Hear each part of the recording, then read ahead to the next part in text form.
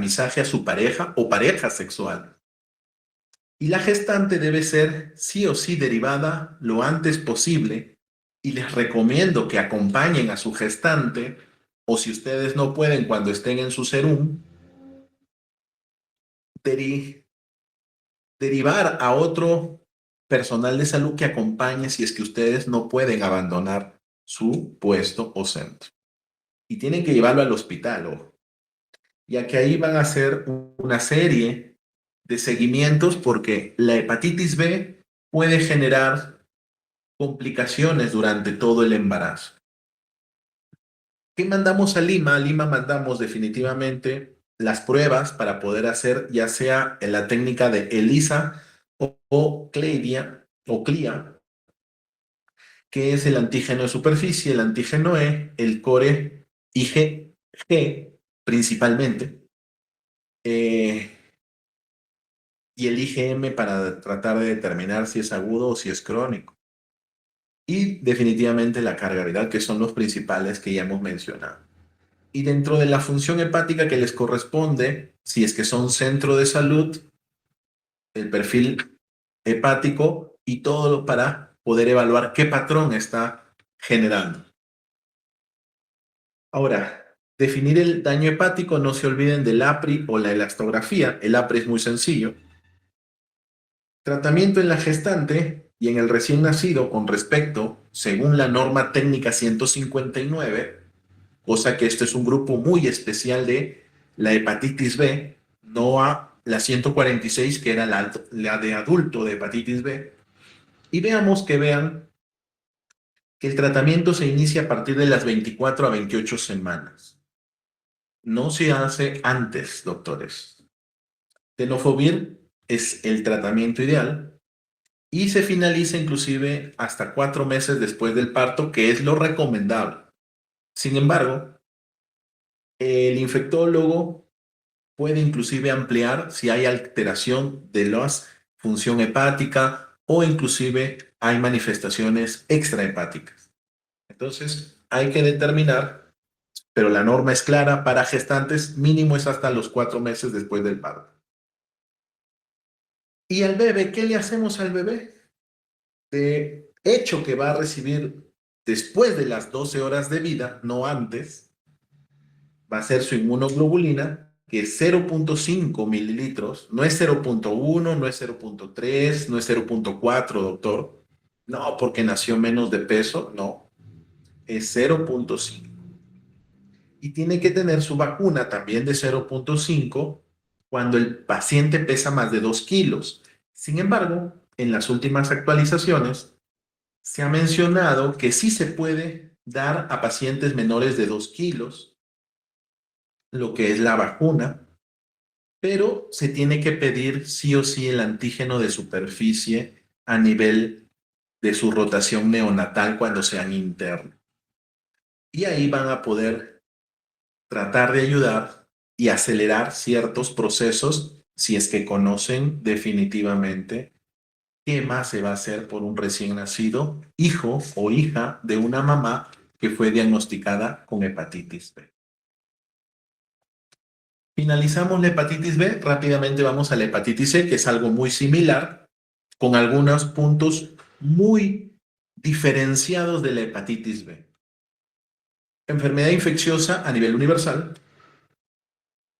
también tiene agudeza y cronicidad, puede prevenirse, pero la diferencia es que no hay vacuna contra la hepatitis C, primero. Segundo, el periodo de agudeza solamente dura 3 meses y pasa después de 3 meses a ser crónico y evoluciona más rápido a lo que es cirrosis y hepatocarcinoma, ¿no? Datos de la OMS que tal vez a algunos les interese. Entonces, vemos que para el 2022 fallecieron 242,000 personas por hepatitis C. Y cada año a nivel mundial, el promedio calculado hasta el año 2024 fue de 1 millón de nuevas infecciones. Ahí vemos que datos de la hepatitis aguda y crónica 10 y 30% solamente eliminan el virus. Ojo, es decir, fase aguda. Y vean, el 70 al 90% de los pacientes que se infectan con hepatitis C son asintomáticos. Oh, así que pueden haber muchos más personas infectadas con hepatitis C. ¿Cuáles serían las vías de transmisión? Pues quien les habla también a veces trata de recolectar, así como en clase que hemos visto de la hepatitis B, los ORs, es decir, los riesgos. Por ejemplo, el uso de drogas intravenosas es la principal vía o el factor de riesgo. Tiene 49.6 de odds ratio. En segundo lugar, están equilibrándose o peleándose porque, como les repito, la mayoría son asintomáticos y depende del banco de sangre si dosa o no en la hepatitis C. Hay bancos que solamente dosan la hepatitis B en varios países, ¿no? Y ahí están las transfusiones y los trasplantes de órganos. En cambio, las relaciones sexuales tienen un OR de 6.3. No es tan despreciable, pero en comparación a los otros es bajo. Tiene que haber, pues, múltiples parejas. De repente, en una sola sesión, tener varias parejas que tengan intimidad con la persona, sea varón o mujer. Y obviamente, el que tiene más riesgo es la transmisión, es el sexo anal. El resto, veamos que tienen valores entre 1.5 a 3. Y bueno, los tatuajes resultan algo muy peculiar, que resulta la pregunta, está en esos rangos, ¿ya? Sí se puede también transmitir la hepatitis B y C a través de tatuajes. Vemos, repetimos, el 90% son asintomáticos. Vemos que el periodo de incubación es mucho más largo. Estamos hablando de 7 a 8 semanas, donde el paciente no va a poder ser detectado. El periodo prodrómico, y hemos visto que solamente del 10 al 30% van a tener síntomas muy bajos, es decir, uno de 10 o 3 máximo de 10 pacientes que tengan hepatitis C van a tener síntomas. La ictericia puede pasar muy sutilmente y desapercibida. Y la convalecencia puede durar semanas inclusive, y también podemos tener portadores recuperados. Ahora, hemos dicho que evoluciona más rápido a cirrosis y genera todos estos síntomas muy similares a la hepatitis B. Entonces, simplemente es que ustedes lo recuerden. Agudo y crónico, ya hemos dicho aquí, el cambio es 3 meses. 3 meses agudo, después de 3 meses crónico. Van a encontrar literaturas que hablan de 4 o 6 meses también. Eso es dependiendo del país y de la población prevalente, ¿no? Depende. El promedio es 3 meses aquí. Y vamos a ver que el diagnóstico, según la norma 145 de adultos, empieza haciéndose un screening. Y el screening, vamos a detectar anticuerpos. No podemos detectar antígenos. Por lo tanto, en caso de una prueba de carga viral, por ejemplo, ¿no?, que se le pide a veces a ciertos pacientes y obtenga resultado de no detectable, se recomienda enviar una muestra de plasma entre 3 o 6 meses después de ese examen. Ante la sospecha, por ejemplo, de una exposición o de riesgo, se repite a 3 meses, ya que hemos visto que recién en ese periodo se puede uno detectar, porque son varias semanas, estamos hablando de 3 a 4 meses en promedio, y que después cronifica en 3 meses más. Entonces vemos que el anticuerpo en la hepatitis C, a diferencia de la hepatitis B, nos sirve de ayuda diagnóstica, ya que si sale negativo, se repiten en los 3 meses, no antes, y se sigue el mismo flujo oral. Y si sale negativo, vemos si hay o no exposiciones o factores de riesgo. Si no, se vuelve a repetir a los 3 o 6 meses más y se pide una carga viral. En cambio, cuando sale positivo el anticuerpo contra la hepatitis C, vean que eso es lo que se hace en tamizaje. Vamos a ver que pruebas de amplificación de ácidos nucleicos, el PCR, ya que da a detectar ARN, ya que recuerden que el ADN el único es el hepatitis B. Y cuando es detectable, vamos a ver que se comprueba la infección y vamos a ver el tratamiento. Entonces, vean el resumen.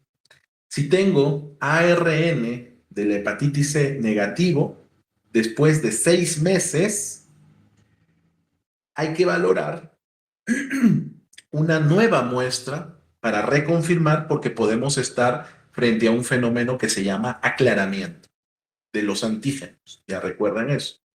Y estamos en una seroconversión cuando hablamos de presencia de anticuerpos. Y cuando ya tienes positivo, después de 6 meses, ya estamos hablando de una infección crónica. Y la gran mayoría, desde el 80 al 90%, fueron asintomáticos y obviamente se detectan por algún screening y a veces le solicitan ya sea por donar sangre o porque tengan alguna manifestación o patología gastrointestinal. Y bueno, el aclaramiento definitivo tiene que tener dos pruebas, correcto, dos pruebas negativas de PCR, de ARN de la hepatitis C, separado por lo menos 12 semanas, correcto, y 6 semanas después de la exposición. Entonces, si tiene dos exámenes que se les recomienda, como hemos mencionado, a los 3 y 6 meses, dos consecutivos, se puede ir descartando también la infección.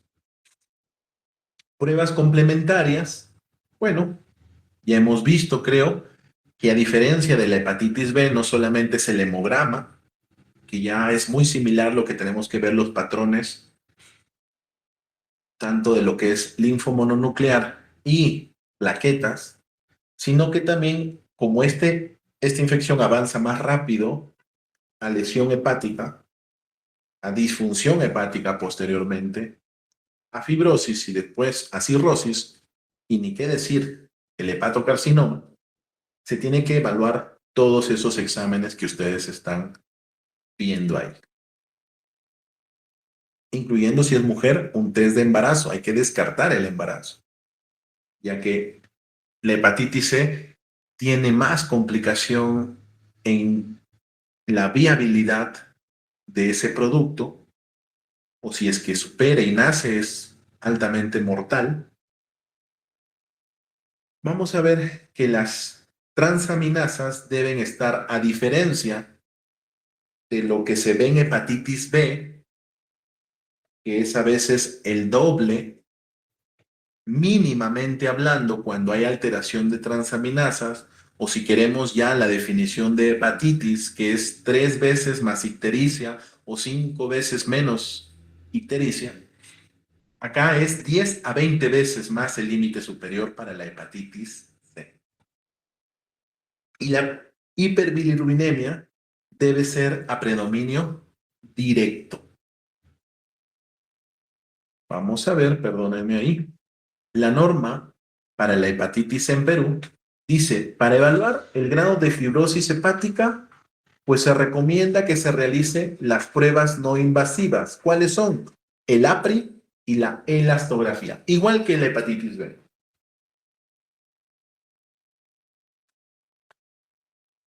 Y vamos a ver que en relación a la elastografía, se hará según disponibilidad de esa técnica o de que cuenten con el especialista o en este caso a veces también puede ser un eh, imagenólogo especializado, ¿no? Que realice eso, ¿no? Y vemos que, por ejemplo, en este gráfico, la historia natural de la hepatitis C, a diferencia de la hepatitis B, por ejemplo, en un paciente joven que se haya contagiado, se esperaría aproximadamente para que pueda llegar a cirrosis, se habla de 20 a 30 años. Ahora, esto se puede adelantar si es que empiezan a consumir o son consumidores de drogas, ¿correcto? De alcohol sobre todo, bebidas alcohólicas, o haya coinfección con otros virus, hepatitis B, VIH, tuberculosis, para mencionar algunos, se puede adelantar este periodo. Y definitivamente el riesgo aumentaría para lo que es hepatocarcinoma. Doctor, pero si es asintomático, ¿cómo lo pueden detectar? Ya les he mencionado, con tamizajes, ¿no? Más aún si son promiscuos, pues deberían hacerse más seguido. Y acá está. ¿A quiénes tamizamos? Adultos mayores de 18 una vez al año. En embarazadas, definitivamente tendrían que al menos hacerle una prueba de despistaje, cosa que a veces en el hospital detectamos al momento del parto, de la cesárea o poscesárea inclusive. Le hacen sus exámenes. Si no, no. Manifestaciones clínicas, pues que tenga alguna enfermedad relacionada con síntomas hepáticos o inclusive manifestaciones extrahepáticas de la hepatitis C, que son poco frecuentes. Cada 6 o cada 12 meses, es decir, 2 o más veces al año, pues en aquellos que son HCH y más aún si tienen VIH o son muy promiscuos, que tienen compañeros sexuales en forma indistinta, en tiempo y espacio, hemodiálisis y uso continuo de drogas intravenosas. Y veamos que acá, la hepatitis crónica, ¿cuáles son los hallazgos más relevantes para sospechar definitivamente? Porque ya hemos dicho que las transaminasas están 10 o 20 veces más, ¿no? Que ya tengas 2/3 de los pacientes van a tener elevaciones discretas de transaminasas. Cargas virales pueden ser constantes. Pueden haber estas manifestaciones extrahepáticas. Trombocitopenia, factor reumatoideo reactivo, porque el tener hepatitis C te genera una positividad de este prueba, de este test. Proteinuria o hematuria, aumento de ciertos anticuerpos que también pueden dar marcadores eh, reumatológicos reactivos y glomerulonefritis.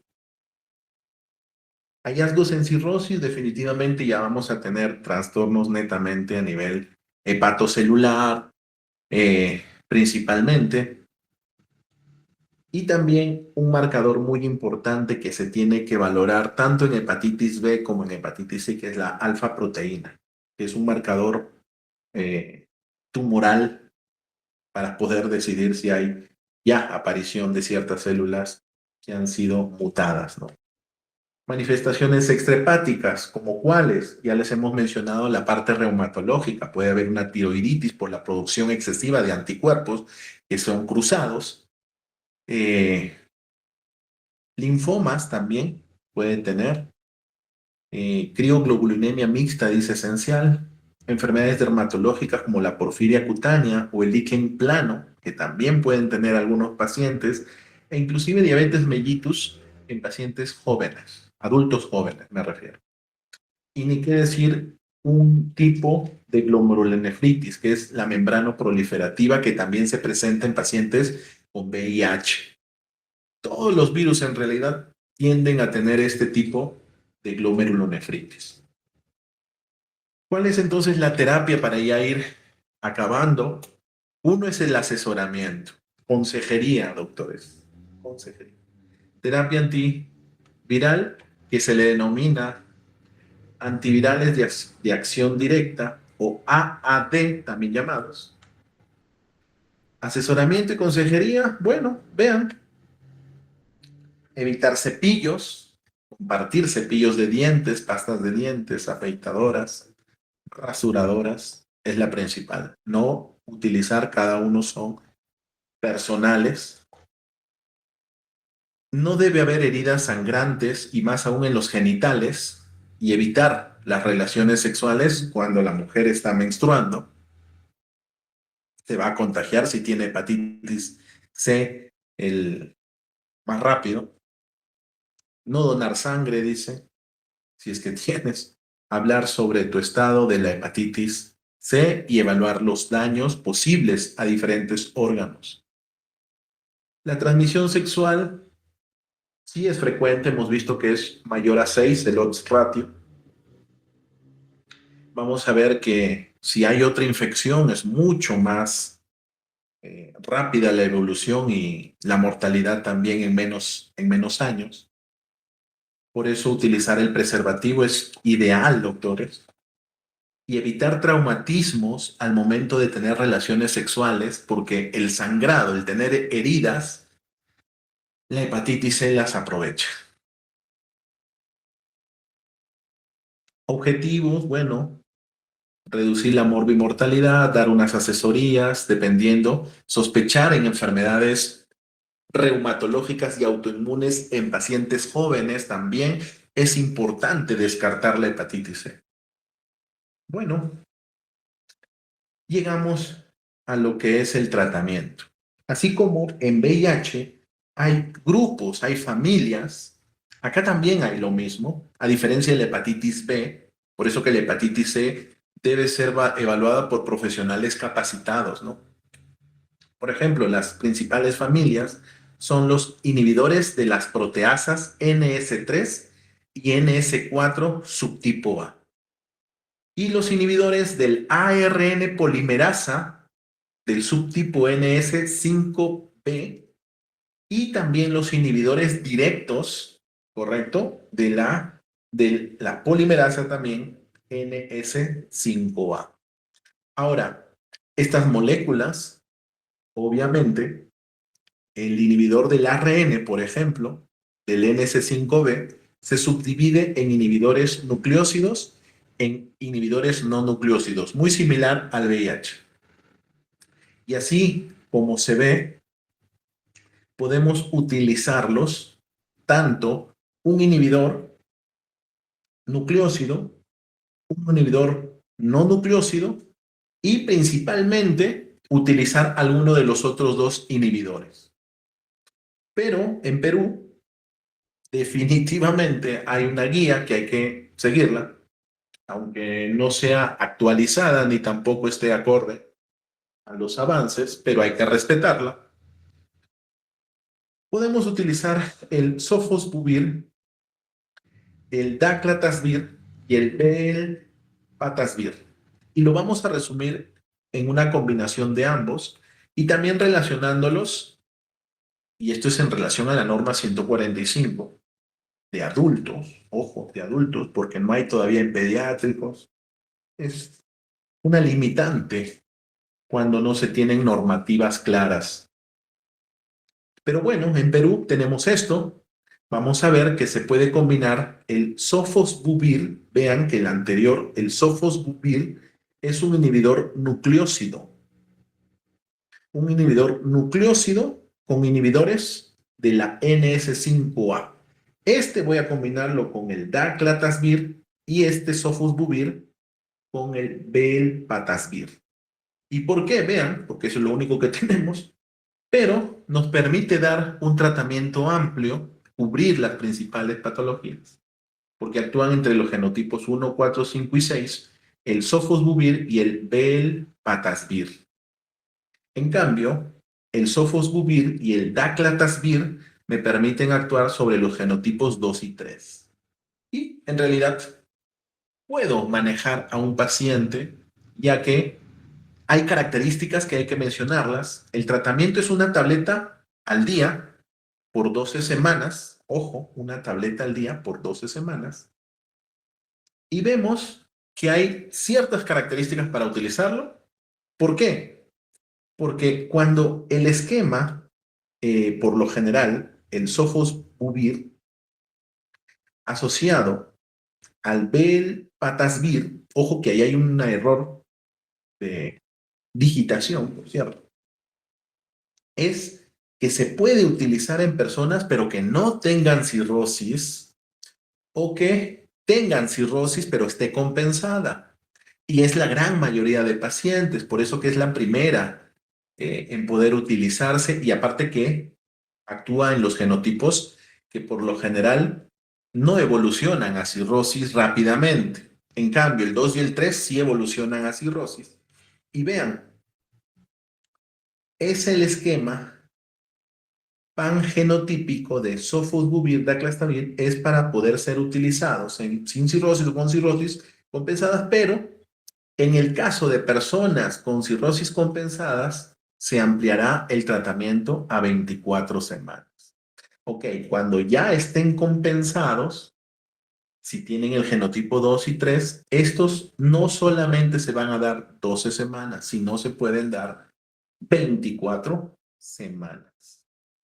Entonces, doctores, el tratamiento según la norma, también, por ejemplo, en personas que tengan infección de hepatitis B, pero tengan enfermedad renal, ya sea aguda y más aún crónica, sobre todo en 4 y 5, cuando la tasa de filtrado glomerular sea menos de 30, no tenga cirrosis o si tiene cirrosis, pero esta tiene que estar compensada, el tratamiento de elección en pacientes, repito, con hepatitis C y injuria renal es el Glecaprevir y el Preventazvir. Son 3 tabletas al día por 8 semanas. Si el genotipo es 3, se puede ampliar hasta 12 o hasta 16 semanas porque es el que más genera el problema de glomerulonefritis, ¿cierto? A nivel renal. Y para evitarlo hay que darle más tiempo el tratamiento. Y eso lo hace el genotipo 3. Entonces, consideraciones generales en enfermedad renal, recuerden, menos de 30 mililitros por minuto, es principalmente el Glecaprevir y el Preventazvir. Ese es el que tenemos en Perú. O hay otras combinaciones, ahí lo menciono. Y finalmente también hay algunas características, por ejemplo, en una guía americana muy interesante, y ahí están las combinaciones, pero esto es para solo su conocimiento. Hasta las diapositivas anteriores sí tienen que tratar de conocerlo. ¿Cuál es el monitoreo viral? Bueno, ahí tenemos la evaluación de la adherencia, es importante que no abandone, ver la respuesta virológica. ¿Cada cuánto tiempo hago la primera evaluación? A las 4 semanas. Luego, idealmente es que a las 6 semanas sea ya indetectable. Debería, pero hay que hacer un seguimiento. Y solicitar a las 4 semanas, por ejemplo, los monitoreos de hemograma completo, función renal y función hepática. Muchas gracias, doctores. Eso sería todo de mi parte. Entonces, ya quedan listos para su examen y obviamente repasen